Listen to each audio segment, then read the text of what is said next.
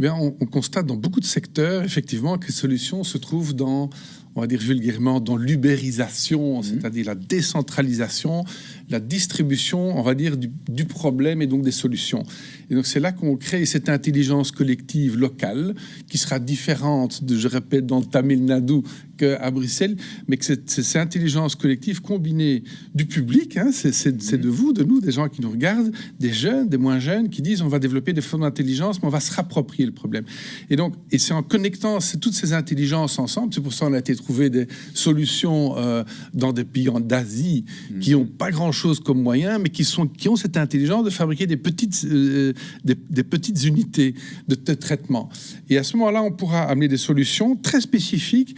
Alors, par exemple, on a plusieurs partenaires avec qui on réfléchit, notamment sur les déchets de chantier. Quand on construit une maison, c'est des conteneurs et des conteneurs de déchets de chantier qui partent. Du tout venant, des gravats, parfois des sacs de ciment non ouverts, des demi-palettes de briques, des choses comme ça, qui partent. Et comment on peut, sur un chantier, traiter localement, avec des petites machines, pour broyer les bois, broyer les verres, broyer les gravats, pour pouvoir les utiliser sur place, dans les communautés locales des voisins qui ont besoin de briques, etc. Même chose, la puissance de frappe de cette décentralisation du problème, pour que les gens, les consommateurs, puissent se réapproprier, c'est de dire, mais finalement, comment recycler, revaloriser du matériel informatique, du matériel électrique, électronique, avec notamment un acteur, un futur allié, qui est un gros courtier d'assurance wallon. On est en train de réfléchir à récupérer chez ses clients du matériel informatique, les faire reconditionner dans une prison. On va former les prisonniers à reconditionner le matériel informatique. Ils vont repartir vers des écoles qu'on connaît déjà en Afrique, qui les attendent et qui en ont besoin.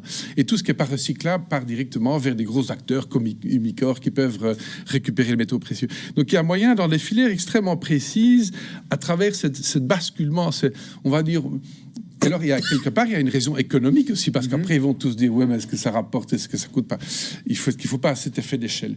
On constate aujourd'hui que les grosses installations, quand on voit les fondamentaux des lois au niveau de l'Europe, et qui vont dire, mais on va pouvoir incinérer de moins en moins, mais ces installations, on ne pourra plus les amortir. Il faut les amortir sur 20 ans, 30 ans. Et après, qui veut, par exemple, dans des pays comme le Chili, comme l'Afrique, avoir des incinérateurs qui coûtent 500 millions d'euros? Non, on n'en veut pas, on n'a pas le temps de façon de les amortir. Il faut trouver des solutions locales.